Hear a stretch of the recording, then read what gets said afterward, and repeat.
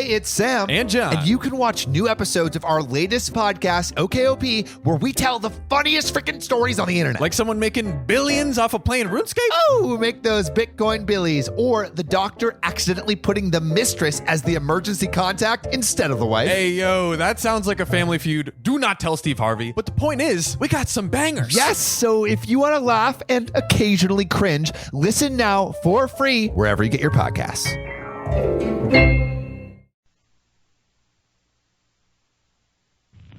Here's Fibber, McGee, and Molly.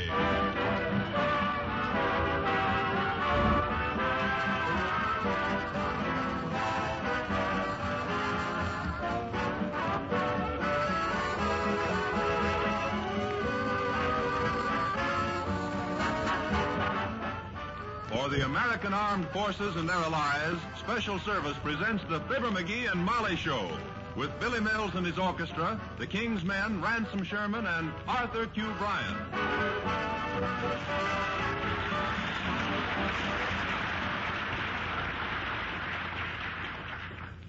It's a wonderful and inspiring thing when a man and his wife can spend a quiet afternoon at home discussing the trend of the modern novel, current modes in impressionist art, post-war economics, and other such cultural topics. It's also fun just to sit and play gin rummy, like Fibber, McGee, and Molly.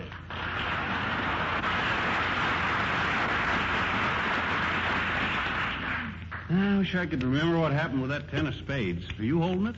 I won't tell, dearie. If you knew what I was holding. Now, McGee, stop peeking through the discard. Well, gee whiz, if a guy can't take a peek at... Down with 4. Down with 4? Wow. You sure caught me with my fallen arches that time. Look at that, 87. Minus 4 is 83. Well, that's game. Wow. And you now owe me $11,649.13. Well, that's not so much, considering we've been playing every night since the game was invented. How much I owe you in cash? $1.16. See, let's just play one more game. Ah, for the love of Mike. Try and be peaceful with a game of cards, and what happens? People run through here like Germans crossing the diaper. Dearie, that's Dnieper. Now, might be Dnieper in the middle, but anyway, I don't... Come in. Hello, Mrs. McGee. Hello, McGee. Hi, Doc, old sock. How's everything in the stick-out-your-tongue-and-say-all racket? Oh, you look tired, Doctor. Sit down and rest a few minutes. Thank you, my dear. I am tired. Most of the younger doctors have gone to the service, and we old men have a lot more cases to handle. Oh, you're not so old, Doc. I'll bet you're not a day over 85. Oh, McGee, Dr. Gamble is no more than 50. But frankly, I feel right now as though I'd been the obstetrician in care of Methuselah's mother. Say, look, folks, am I intruding? Oh, not at all, Doc. Not at all, old kid. Not at all. We were just sitting around playing gin rummy. Care to take me on for a whirl? 10 cents a point? No, thanks. I don't like the way you play. You always manage to turn over at least 5 of your opponent's cards every time you deal. Just thought I'd stop in and rest a minute, Mrs. McGee. You sure do look bush, Doc. You're as beat out as a World Series bunt. Well, stop rubbing it. Stop rubbing it in, you little sadist. I know I'm tired, but I've still got more stamina in my left ear than you have in your whole pudgy little carcass. Oh, yeah. Don't throw that pudgy business at me, Doctor. Why, you haven't seen your toes since you quit wearing pins in your knickers. Ah, now, McGee, stop arguing. Dr. Gamble isn't fat. Oh, no.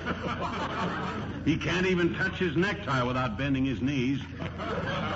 All right, McGee. I'm too weary to punch the bag with you today. Thanks for the hospitality, Mrs. McGee. I better run along home. Oh, don't be in a hurry, Doctor. Well, I'm not. In fact, I hate to go home. My house is in such a mess. Full of ants. Full of ants? Gee whiz, Doc, why don't you do something? Well, here we go again. Another call for Alice Darling. I'll get it, McGee. 79 Wistful Vista, Molly McGee speaking. Who? Dr. Gamble? Why, yes, he's right here. It's for you, Doctor. It's a man, and he's very excited. Yeah, they always are. Probably got a severe hangnail. Hello? Yes. All right, I'll be right over. Have plenty of boiling water and clean linen. Yes, right away. Sorry, folks, I gotta be going. Oh. I am about to be master of ceremonies at the world premiere of another little taxpayer. Good day.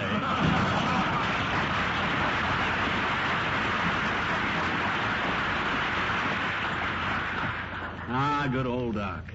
Just the middleman between the bird with the big bill and the guy with the big sickle. You know that poor man is almost worn out, McGee? I'll see. Did you see his eyes? I'll see. He's got pouches under him that a kangaroo would be proud of. You know what, McGee? I was just thinking it might be neighborly of us if we... Well, heavenly days, he's been nice to us, and if the poor, tired man needs his dishes washed and his kitchen cleaned up, I don't see why we can't... Oh, no, you don't. Oh, no, you don't. Let him exterminate his own ants. He's a doctor, and if he don't know how to be But, sanitary... McGee, we owe it to him. Why do we? Well, think of the things he's done for you. Yeah, at $5 a thing.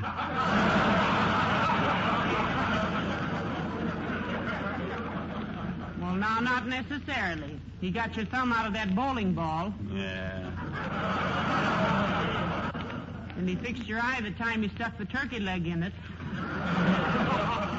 He gave you emergency treatment the time you broke your arm, showing more tubes how you could take your vest off without removing your coat.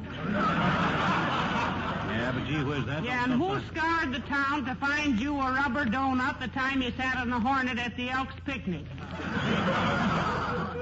Yeah, I know that, but gee whiz, that don't mean we got to barge into a guy's house and start exterminating stuff when Well, he... it does to me. Now get your hat and we'll walk right over. Hello, Mrs. McGee. Hello, Mr. McGee. Hi, Al. Hello, Alice, dear. Were there any phone calls for me? Were there any phone calls for it? Are you kidding? Why, it's getting so every time I pass the telephone these days, the receiver jumps up and down on the hook. He crabs about it ringing all the time, Alice, but once it rings, Superman couldn't beat him to the phone. Give Alice her calls, dearie. Okay. Harold called. Wants you to go to the swing shifters dance with him. Artie called. Wants you to go to the swing shifters dance with him. Cliff called. Wanted to know, could you go to the swing shifters dance with him? Gerald called up and wanted you to go to the swing shifters dance with him. Eddie called. What did he want? He didn't say. I think I'll go to the dance with Eddie. Gee, ain't that just like a woman? 5 guys call and ask you, do you want to go to the dance, so you got to go with the guy that don't ask you. Oh, but Mr. McGee, I like Eddie because he's so masterful. The way I first met Eddie was at a dance, and I was dancing with a boy, and Eddie came up with a great big knife in his hand and said, "May I cut in?" Oh, Eddie's really rugged. Are you going to work now, Alice? It's a little early, isn't it? Yes, but I'm going to stop at the hospital and see Jerome. He's one of my boyfriends that he had an accident on account of being too patriotic. Too patriotic? Yes.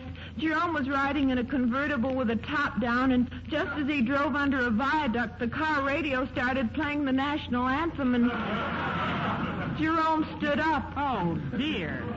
Did it knock him out? Yes, but he climbed back in again.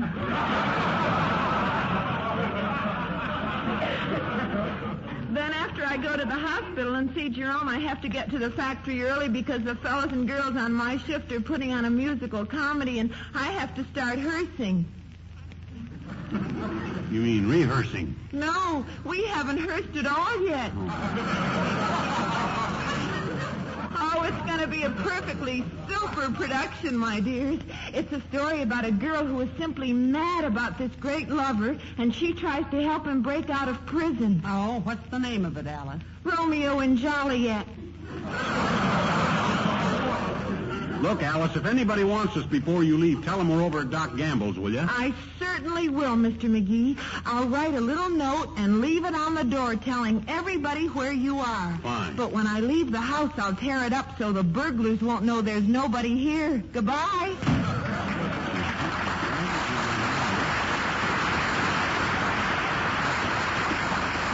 She'll write a note and leave it on the door, but when she leaves, she'll tear it up. I don't get it. Come on, Molly, let's go. We gotta go.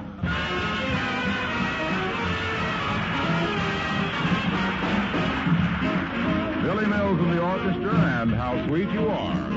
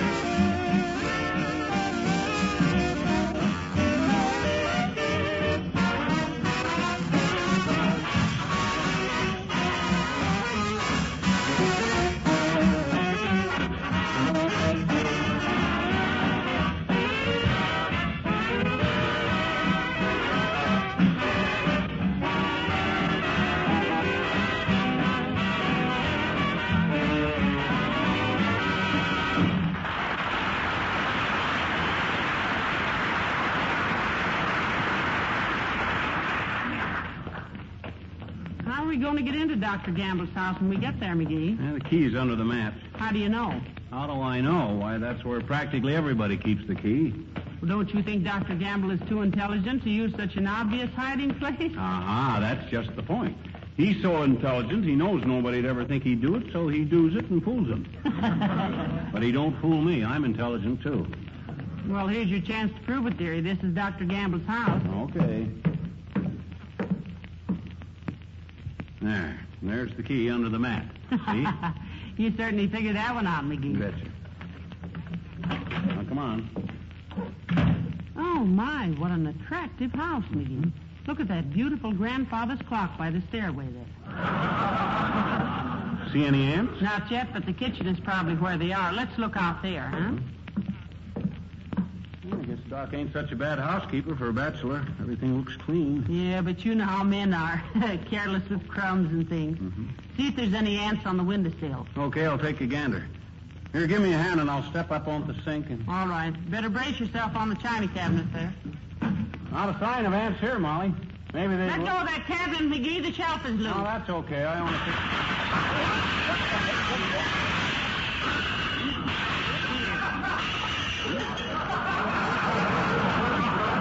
Dear, oh, dear. We've broken every piece of china in the cabinet. Well, that's better than busting only half of it. I see an ant. Where? Right there on... Oh, no, it's just a little crumb of toast or something. Personally, I can't see anything in this light. Open the Venetian blind, dearie. Okay. Everything's stuck. Pull it harder.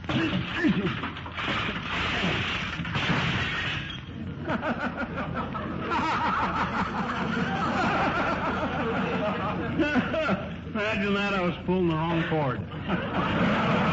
Can you get it back up? Sure, nails just pulled loose is all. Hand me something to pound it back in with. That silver pitcher. No, you'll scratch it all up. So what? Silver pitcher's going to get scratched up sooner or later anyway. Thanks.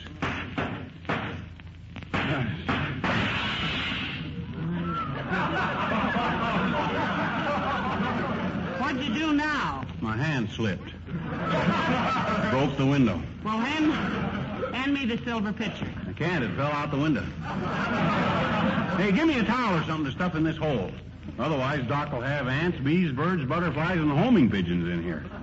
There we are. Maybe this was all a mistake, McGee. Huh? Look, we've only been here 5 minutes and the place is a wreck. Well, you can't make an omelet without busting a couple of eggs, I always say.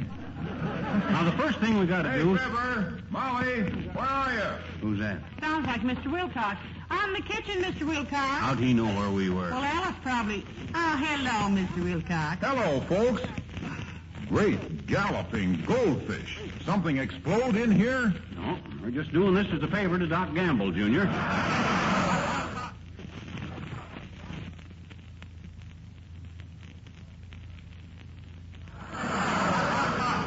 As a favor. Dr. Gamble said he had ants, Mr. Wilcox. Well, if he didn't, he will have when he sees this mess. What were you doing, chasing him on horseback? No. Hey, what are you doing, Fibber? Who, me? The Doc's got the temperature set too low on this refrigerator. I'm adjusting. I think I just about got it now where it ought to be just about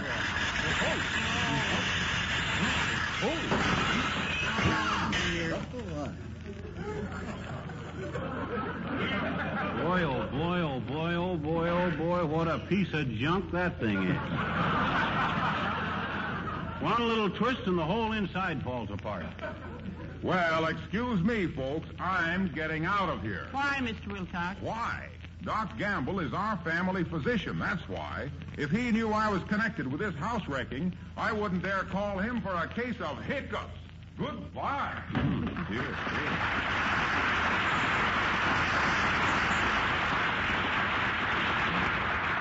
Sissy, scaredy cat. Well, it does look pretty bad in here, McGee. Smashed china, hole in the window, blind torn down, and the refrigerator broken. Now, this is terrible. No, I don't know. I think Doc will appreciate knowing how he got gypped on this house. Wonder how much he paid for this joint. Well, I wouldn't know, dearie. Hey, suppose I could tell by looking through his check stubs? What? They must be right in the desk there. McGee, you can't do that. People don't prowl through other people's private belongings like that. Ah, that's just an old superstition. I always says that Somebody's at the back door, McGee. if it's a fellow with ragged clothes and a long white beard, that's our laundryman. He's been missing for a long time. Come in. Hi, mister. Well, I'll be a... Hi, sis. What do you want? Nothing, I guess, mister. Uh-huh. I just thought I'd come over and see what you were doing. What you doing? What you? Well, sis, I'll Well, tell you. Dr. Gamble's having trouble with ants, little girl, so we thought we'd come over and see what we could do. Yeah, how did you know we were here? Well, that girl told me, you know, the one that lives at your house? Miss O'Brother? Miss what? Miss O'Brother? Anyway, that's what my daddy calls her. Huh? Every time he looks out the window and sees her go by, he says, there she goes, O'Brother.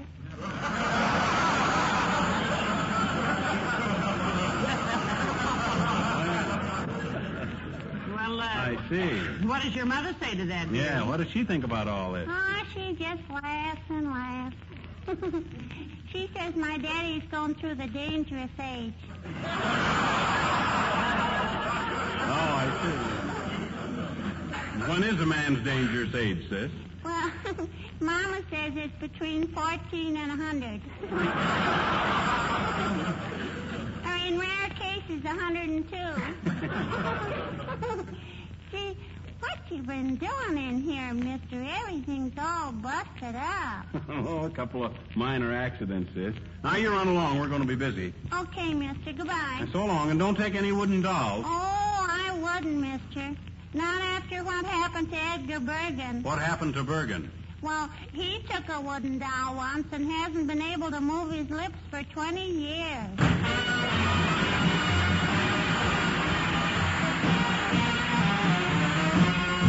The King's Men sing Terry Botkin's new hit, Riding Herd on a Cloud.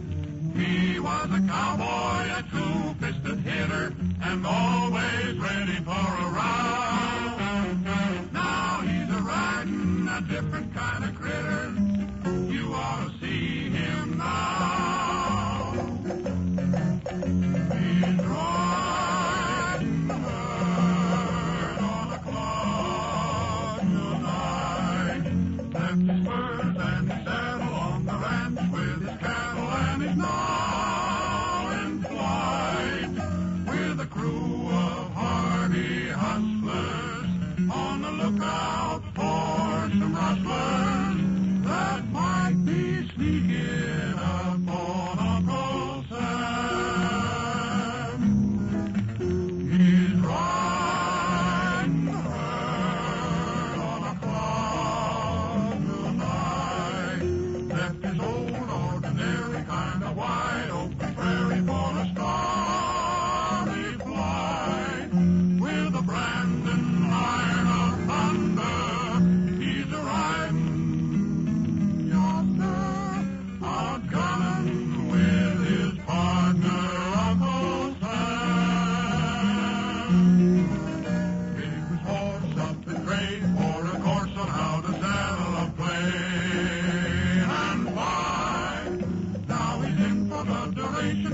yipping information with the cowboys of the sky. Someone back home feeling mighty proud says a prayer while he's there riding high on the cloud. Yippee-ki-yay, yippee-ki-yay, riding high on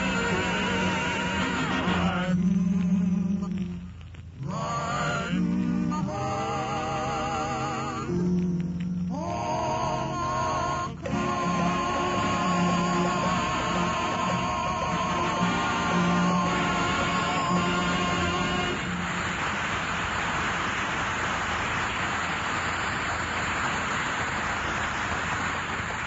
Hey, open another box of that ant poison, Molly. I got to sprinkle some more around the living room here. Oh, heavenly days, McGee. That makes 7 boxes we've used up. And you got it tracked all over the house. Now, look at that carpet. Well, the more there's around, the more ants it'll kill. Hey, help me move the piano out from the wall. Okay. 1, 2, 3, push! What was that? Music rack on the piano. Busted in two when I started hauling on it. Boy, Doc sure took a beating on these furnishings. I never saw anything so flimsy. Did you see that arm come off that love seat when I picked it up? McGee, And- watch where you're sprinkling that powder. Remember, that's poison. Well, that's all the powder there is anyway. Won't be an ant dare stick its head in here for the next 20 years. Shall we put the furniture back where it belongs now, dearie? No, leave it out. Let Doc see how much work we've been doing for him. Hey, these are good cigars he's got here. I'll take a handful on behalf of how he'll appreciate what we're doing for him. I think I'll sit down and rest a minute, dearie. Me too. Hey, look. Well, slice me in two and call me Slim if that ain't a television set.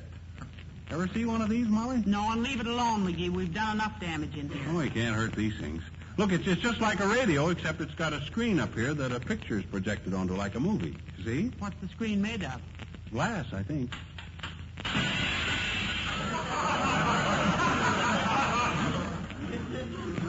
Yep, glass. McGee, did you break that? Yeah, but they're easy irreplaceable. As a matter of fact, Uh-oh, somebody at the door. Come in. Hello, Molly, darling. Hello, Fibber, lad. Alice told me you'd be over here working, and I thought maybe I could help. Oh, no, thank you, Uncle Dennis. Hey, come here a minute. We got a tag sticking to your shirt front. Oh, I have. Well, take it off, Molly McVernon. Now, hold still. There. Let me see that. I thought so. Merry Christmas from Molly to Fibber. Now, look here, Uncle Dennis. No, don't get excited, lad. I was only breaking it in for you. And look, I bought you a necktie to go with it now. You give me that tie for my birthday. Well, I bought it, didn't I? Goodness, lad. Now, doggone it, Uncle. One of these days you're Now, gonna... boys. Well, now, scram along, will you? We'll be home very shortly. Very well, Ed. And don't hurry home now, Molly, because I peeled the onions and they're cooking in the pot this very moment. What onions? The ones in the paper bag on the sideboard. Hey, those weren't onions.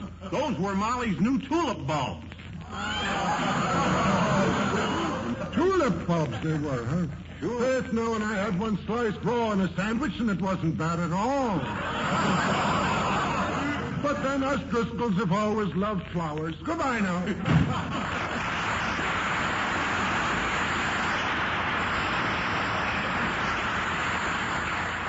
Well, McGee, it's getting late, and we've got to get this house straightened up. Just take a look at it. Sure is a mess, ain't it? Mess is right.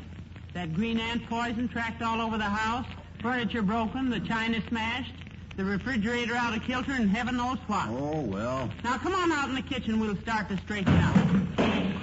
Heavenly days, now what? I tripped over the lamp cord. It's a good thing I didn't fall on that busted globe, or Doc would have had a nice lawsuit on his hands. Leaving a lamp cord like that out for people like that. The lamp cord was under the rug. Oh, looks like Doc's got company. All right, ladies. You want to see Doc Gamble? Because he isn't here right now. Won't you sit down and wait? What has been going on here? Oh, look at this house, Clarissa. It's a wreck. That horrible green powder all over everything. And who are you, may I ask? Oh, we're neighbors, sis. Mr. and Mrs. McGee. You see, when Doc said he hated to come home on account of his house being overrun with ants, we thought... I beg your pardon, such insolence. Please go. At once. Oh, yeah? Well, now, wait a minute, girls. Yes, who are you, if we may ask? We are Dr. Gamble's ants.